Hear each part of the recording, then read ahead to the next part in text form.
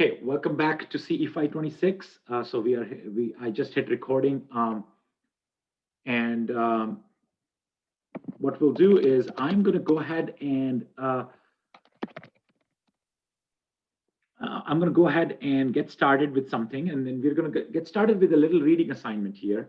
And that reading assignment is a news article that I came across on recent Wall Street Journal, and I'm always looking out for stuff on traffic and traffic safety that sort of percolates into the mainstream outlets.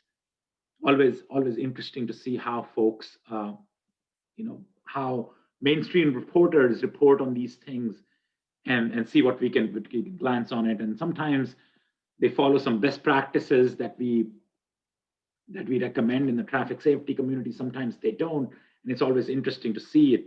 So this article that I'm going to share, just to kind of orient you before I have you start reading that article is based on the idea of what happened to traffic safety when we went into the lockdown, when we went into the lockdown last year in March and April, during the first quarter and the first half of the last year, and how that affected the traffic safety trends. And once we have done that reading in about maybe shouldn't take a lot of time to read. It's probably more like a 5-minute article, and the article itself is paywalled. So what I did was, and maybe I shouldn't be recording this, I don't know, but the article itself is paywalled, but I am a subscriber to the newspaper. So what I did was I just basically copy pasted a bunch of most of the article and just created a PDF out of it. So what I'm sharing there on the Polylearn page, so I'm going to go ahead and share my screen here. So I'm going to go to my 5 and 6 page class page.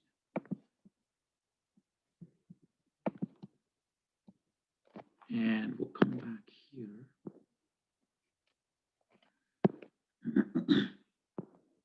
And let's see. So this is up on top in the news pages, because I said this content will be updated throughout the quarter. So news items, and this is sort of where our sort of orientation type items are going to come from. So I posted there, car crash death rate surged in 2020. And this is from the Wall Street Journal. So we go ahead and click on this. Maybe I can just click on the article. And then it might not seem like it might seem like that I'm picking it up from the beginning, but I'm not.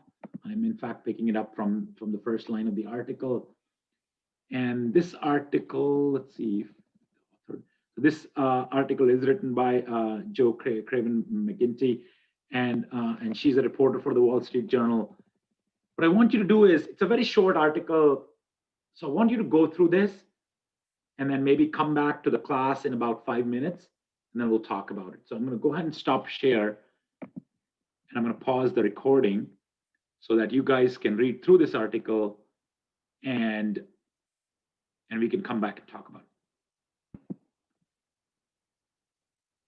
Okay, so this is the article that we were reading from the recent Wall Street Journal, and this is talking about how the car crash death rate surged in 2020.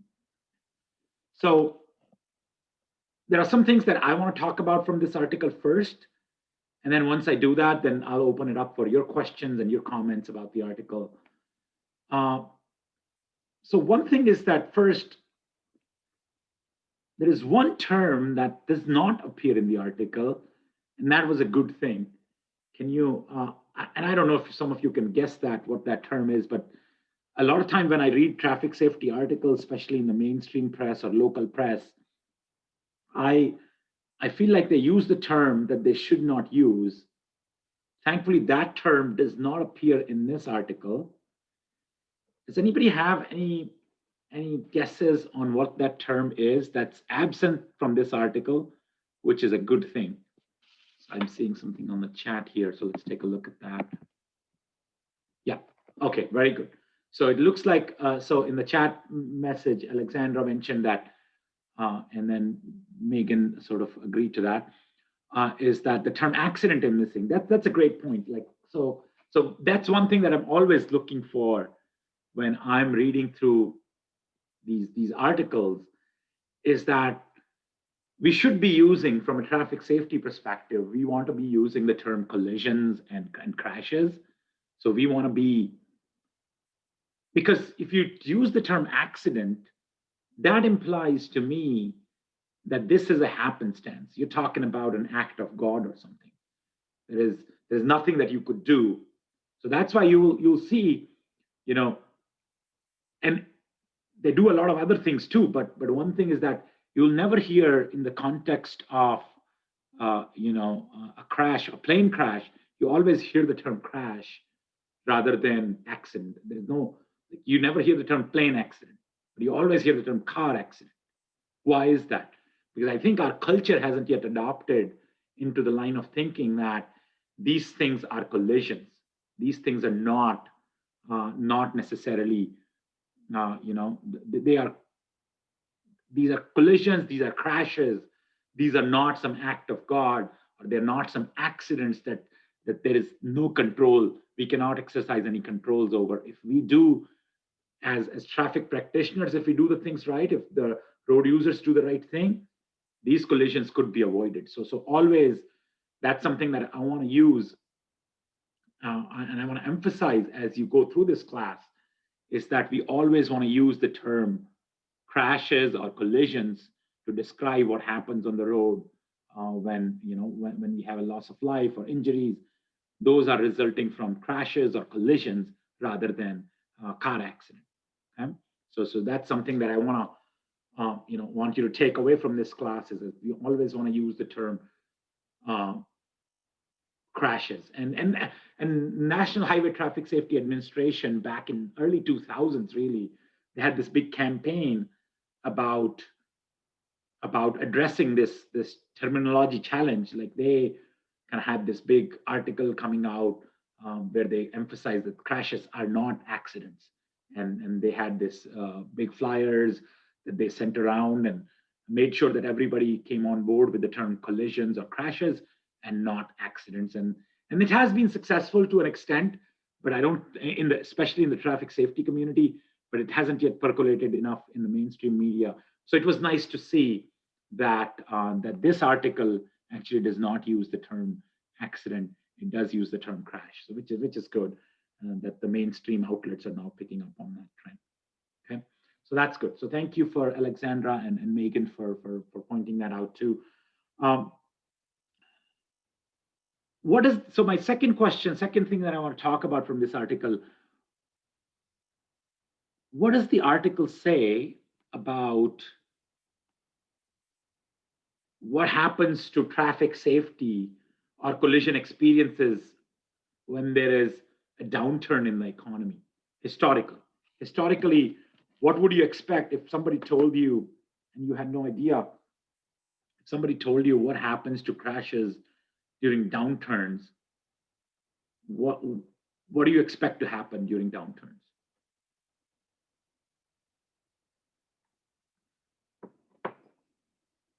Right. Fewer collisions. You expect fewer collisions because, and part of that is just smaller, like, because there's not as much economic activity, then people would drive less. And if people drive less, then you expect the crashes to go down, and maybe not crash rates necessarily, but you don't expect crash rates to skyrocket either. So in the past, we saw a very significant downturn in traffic fatalities when we had the Great Recession down in Great Recession in California, and obviously around the country back in 2008 and 2009. So during that time, we saw fewer crashes, and that trend obviously was very consistent throughout modern history. If you go back during the downturns, the crashes would go down. And we saw that trend sort of continue up until 2012, 2013 or so, even 2014. And then after 2014, everybody kind of got optimistic that even if we expand in the economy, maybe we will keep improving safety. That trend did not last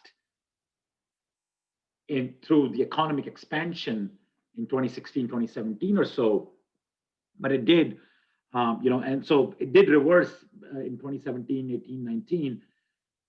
In 2020, as the economy sort of shut down and we were experiencing recession, there was some, like as the COVID deaths were rising, but there was some expectation that maybe at least there would be some offset from that in traffic related fatalities. And there was little change. There was some reduction in fatalities because obviously the miles driven went down quite a bit. Vehicle miles driven down by like 17%, according to this article.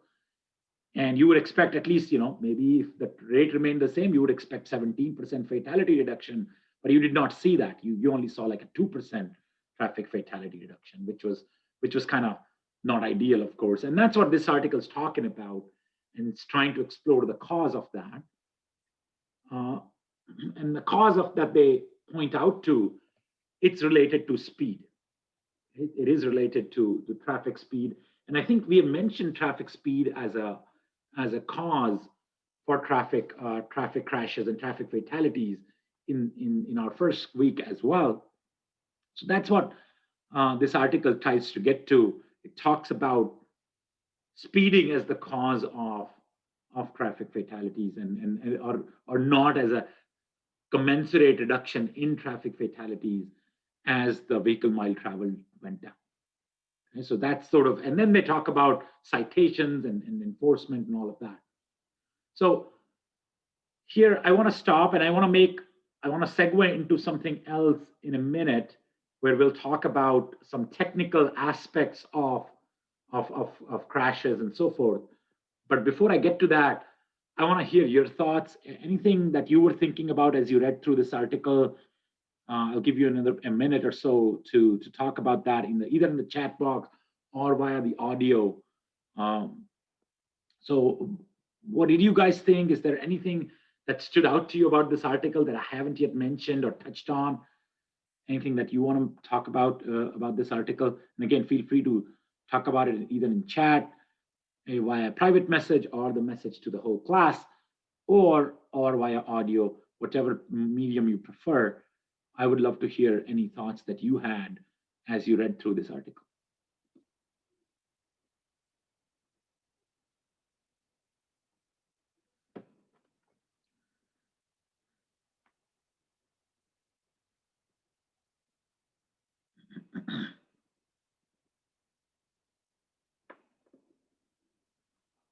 And so maybe another 30 seconds to record your thoughts, or either in the chat message or via the audio, anything that I haven't yet covered.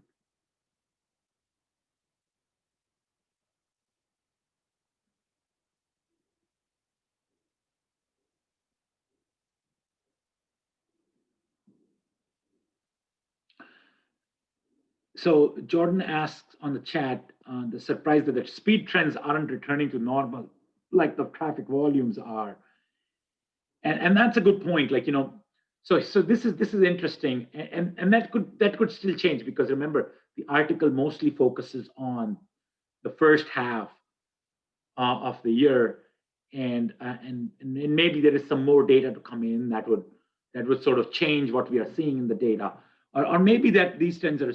And so one thing is that why speed trends aren't changing, even as the volume trends are changing, and I think part of that could be that even as traffic volumes are returning to normal, maybe now in terms of employers, there is more flexibility.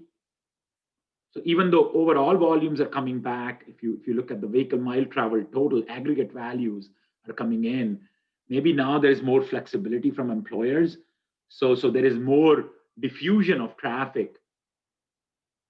So that is what is causing like the aggregate traffic volume to be the same, but there is less congestion at any given time on the road. And again, this is something that I'm just speculating based on what Jordan asked me, and I'm just trying to come up with a cause for that. And again, as the trends could reverse or trends could change as we get more data from the second half of 2021, or I'm sorry, second half of 2020, and 2021 data and post-vaccination data and so forth. And as we get that data, maybe that would change. However, I'm not. So that's one thing too. And one thing I would sort of guess at is that why that might be the case. It's probably because the traffic is more scattered throughout the day because employers are more flexible about when folks can come in. So, and that could sort of move your level of service from EF to kind of C and D, and then C and D sort of like pushes your aggregate speed to slightly higher amount compared to what it used to be. So it could be that it could be that, or as I said, speed trends could in fact return to their normal as we kind of completely go back up. We just don't know for sure. We know that at least for the university towns, for Cal Poly, traffic is still significantly down because most people are in fact not going to the campus and so forth. So there are some employers that haven't quite gone back up to the level. So the volume trends, especially during the peak hours, the morning peak hours, are maybe not quite where they used to be. So that's one thing that I would guess. I hope that sort of addresses what you were trying to get at, but that's all I have right now without looking at any detailed data. Okay. Any other thoughts?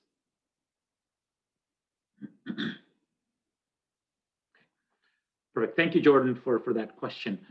So what I want to do next is I want to sort of segue into one technical aspect of traffic safety.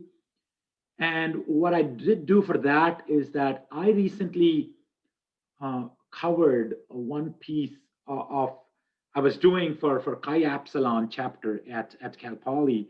I was recording some lectures for the FE exam for the transportation material. And there is now, even in the FE civil exam, if you take the FE exam, then you have a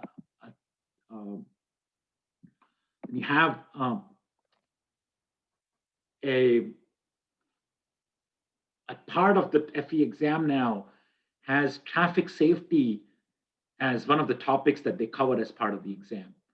So I was recording a lecture for them. So I took about 15 minutes to cover one important topic that is in fact part of the FE exam. And I did like the whole lecture on it, or on the whole material, but I devoted about 15 minutes to traffic safety. And that discussion does start with the discussion about traffic crash rates. And in this article, we talked about the fatality rates, and fatality rates are obtained for the nationwide data. It's obtained by taking the number of fatalities that happened on the roadways, and you divide that by the estimate of the vehicle mile traveled, right? So I want to talk a little bit about the crash rates for segments and for roadway intersections, and how do you actually figure out the crash rates by dividing with some sort of what we call the exposure measure. So vehicle mile traveled is a sort of an exposure measure, and that's what helps us define crash rates. So I did a 15-minute lecture that covered that piece of it. So what I want to do now is I want to go ahead and talk about the aspect of how do we measure traffic rate for the next 15 minutes. And because I already did record that video, I did post that video, and I want to just play that right now. And then and as we play it, I want to encourage any questions you might have. And that video should give you an idea about how do you estimate crash rates for intersections, and how do you estimate crash rates for roadway locations, for roadway segments. So this article kind of went into the macro level, and now you're going to see a little bit at the micro level, how do you estimate crash rate. So before I get into all of that, what I want to do is I want to stop sharing my screen for a second. I want to look at all your participants here, and I want to ask you to raise your hand if you have taken the FE exam already, if you've taken and passed the FE exam already. So just raise your hand virtually. So so most of you haven't. I see 1, 2, 3, 4, 5, 6, 7, 8. But 8 of you have raised your hand, so that means I'm thinking, or give me a thumbs up. That's equally good. That's all good. So about 1, 2, 3, 4, 5, 6, so about 8 of you have taken the exam. So that's great. So I think this material would still be helpful to most of you if you haven't taken the FE exam. So this is basically part of the FE material. And if you've taken the FE exam, it's good to refresh that content because we are going to be making use of that in the class. So what I'm going to do now is I'm going to go ahead and share my screen here. And I'm going to go back to topic. So go ahead and share screen. And what I want to do now is go back to 526.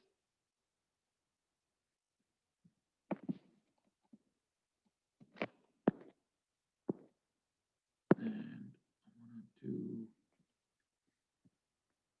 the video playlist. So I'm going to click on this, and this I've already set up to play from a certain point.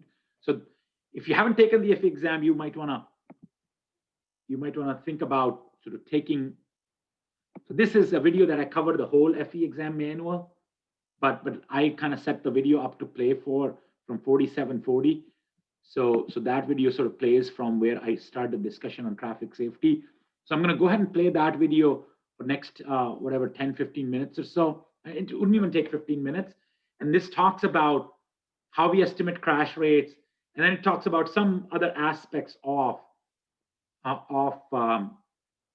what is covered in the FE exam from traffic safety point of view. So we'll kind of go over that and play that video for next 13 minutes and then come back and talk about it. Okay. So I'm going to go ahead and pause that. And I know a couple of you were, as part of when I was recording this video, a couple of you were in that session. So it might be too boring for you. So you can hang out and take a break at this, but this is very important material for the class. So I would strongly encourage you to kind of stick around with this for next 10 minutes or so. Okay. We'll go ahead and play it. More and more important because more and more.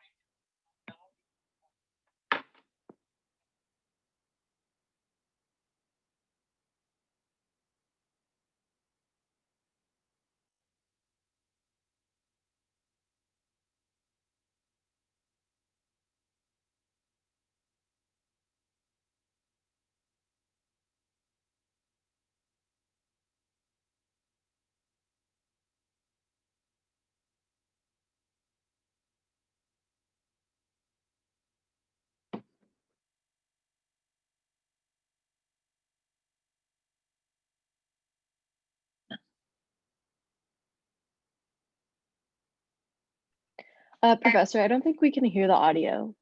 Oh, you can't? Oh, I'm sorry. Okay, so let's see. Thank you for pointing that out. So maybe what I'll do then is, okay, so let's see. Not sure.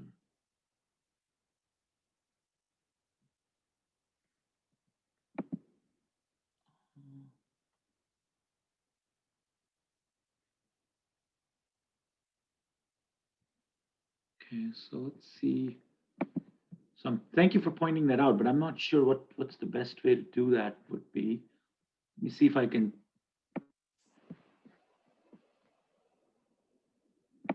That the nominal safety is provided for. Did that work at all?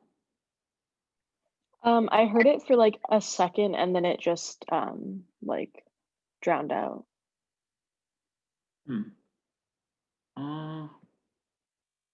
Not sure. So let me stop my video here. Okay, let's try this again. And if it doesn't work, what I will do is I will have you guys take a look at it on your screens. Okay, so and the link is already provided on your Canvas page. So let's try this one time. And if it doesn't work, then we'll sort of go from.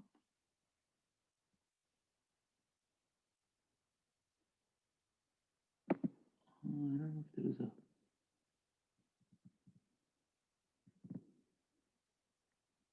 a way to do this. And I see some chat messages too. Okay, you may have to reshare and click the share audio button in Zoom. So thank you very much for that. So let me go ahead and do that. So I'm going to stop sharing. And when I share screen, oh, share computer sound. There you go. Okay. All right. Thank you for pointing that out. So I'm going to go ahead and share now, and I'm sure this will work. So I'm going to go back to 47 minutes or so.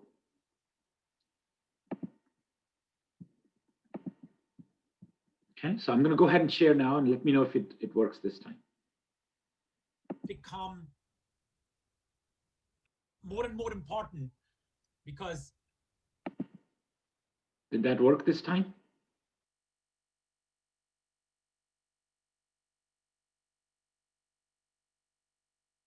Oh, no, More and more agencies are now dealing with traffic safety at the planning level. We almost thought in yesteryears, we always thought that if we took care of the design aspects, like for example, if we provided adequate sight distances, if we provided enough lane width, and if we provided enough shoulder width and all that, essentially we would be able to provide a safe experience for the road. But obviously we know that not to be the case. You could design the roads completely to standards, but you'll still end up with crashes on the road. Okay? You'll still end up with a lot of crashes on the road. Now, so how do you actually account for that? How do you account for the substantive safety and not just make sure that the nominal safety is provided for by adhering to the design standards, but how do you make sure the roadway is actually safe? For that, we need to be able to make an estimate of traffic safety of how many crashes are we expecting on a road. So that's why all of this analysis of crash rates comes into picture. So the formulas that are going to be used here actually account for crash rates first. So crash rates can be obtained depending upon your context using two different formulas. The first formula is RMEV, rate per million entering vehicles, crash rate per million entering vehicles. Now, one thing I would say is that we do not like to use the term accidents. Now, this may not be relevant to the FE exam necessarily, but I work in the area of traffic safety quite a bit, and this is sort of my pain point when I hear people use the term accident, because the term accident makes me think that, hey, it was an accident. But you know, when you say that, you're basically saying that this is sort of an act of fate. You know, this is something that was always bound to happen. But I reject that premise, and traffic safety community in general, we reject that premise because we contend that crashes are preventable. So we don't want to call them accidents. We always want to call them traffic crashes that are happening. So that's a good thing that I'm very happy with the FE manual, that even though they use the parameter A for the number of crashes, they don't call it accident. So they call it crash. They call it number of crashes for A. So capital A stand for number of crashes. And I don't like the term accidents here. Okay. So number of crashes, total or by type. So you could figure out the rate of crashes by type, or you could figure out the rate of crashes by overall. So that's the number of crashes.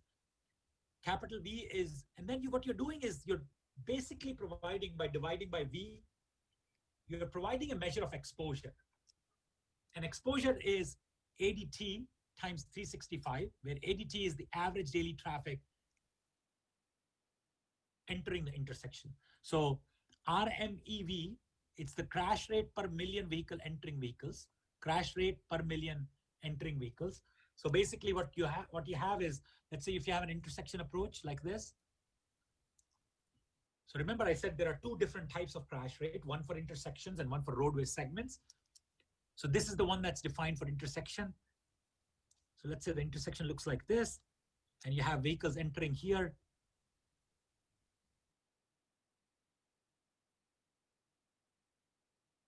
Okay. So what you will count is how many vehicles are entering the intersection every year. So you'll take the daily traffic and you multiply that by 365. Okay, so you get the annual entering vehicles. Okay, and then you have this 1 million number at the top because you want to get the unit in per million entering vehicles. So basically what you're counting is how many vehicles are entering the intersection. So basically one-sided traffic from all approach roads. Okay, you want to make sure you're not double counting by taking the total ADT. You're basically doing this. So your all approaches, how many vehicles are entering. Okay, this is a four-legged intersection. Obviously, the definition will be slightly different for three-legged intersection. You just have to count how many cars are entering the intersection on a three-legged one as well. The formula is the same. Crash rate per million entering vehicles is what you'll get from that, and VMT is the vehicle mile traveled. So if you want, so this formula ends here. Okay, so where capital V is ADT times 365. The next formula is rate per million vehicle mile traveled, and this is for the roadway segment. So if you take a roadway segment like this, take a roadway segment like this, and let's say this is a certain length of the segment. So let's say this length of the road. And then over this segment, the ADT is the average daily traffic. So vehicles that pass through the whole section of the road, that'll be your ADT. So rate per million vehicle mile traveled, RMVM, is defined as A times 1 million divided by VMT, vehicle mile traveled. And you start to hear about this VMT more and more, especially in California, where we are starting to use this VMT to make urban planning decisions. So that's something to keep in mind. But obviously that's beyond the scope of this topic that we are covering here. But VMT is the vehicle miles of travel during a given period. So again, vehicle mile traveled is defined as ADT times number of days in the study period. So average daily traffic times number of days in study period. So if it's 365, if it's the period is 1 year, you can define that to be 365. And then the length of the road. Again, these denominators VMT and capital V in the above formula, they're measuring what we call the exposure. A roadway that has more exposure, more vehicles coming in, or more vehicle using it, you can expect more crashes there. So this is a way to normalize the number of crashes that happen. And what we are doing is we are normalizing it, and we're calling it the crash rate.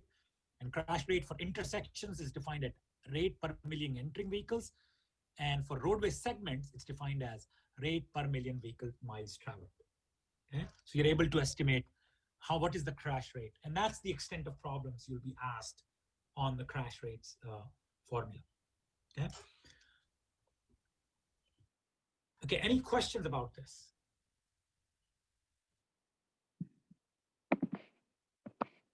So I will pause here as well, just to ask any questions you might have about this, about the crash rates. And there is some other stuff that we discussed in that video, but we're not quite there yet. So we don't have to worry about them just yet for now. But I want to stop here for a second and just make sure there are no questions and about crash rates. And some of you already might have taken the FE exam, so you're probably already familiar with this content, so that's great. But if there are any questions, I'll be happy to answer those.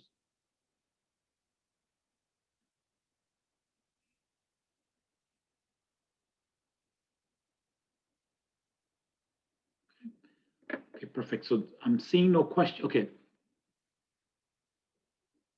So it's one. So I had heard a question here.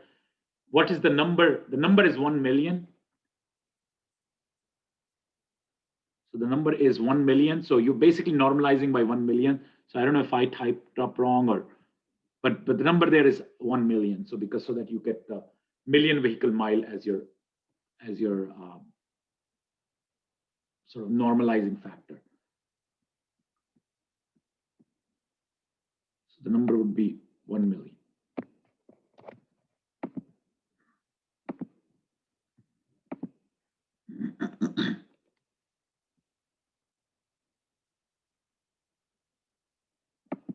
Yeah, it should be 1 million.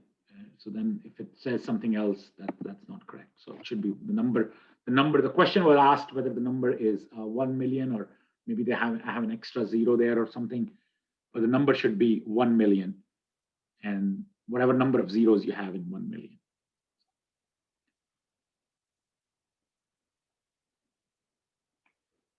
Any other questions?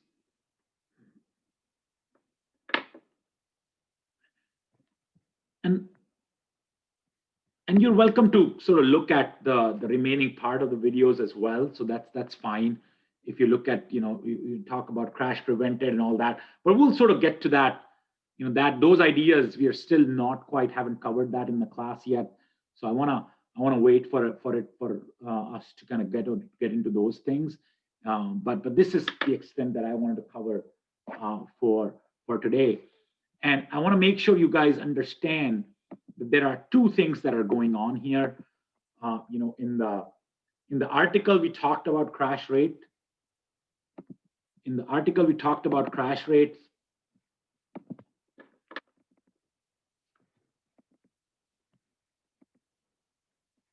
In the article, we talked about crash rate in the sense that that was more macro level for the whole country, for the state, and sort of these big geographical entities. But as traffic engineers, a lot of times we will be interested in looking at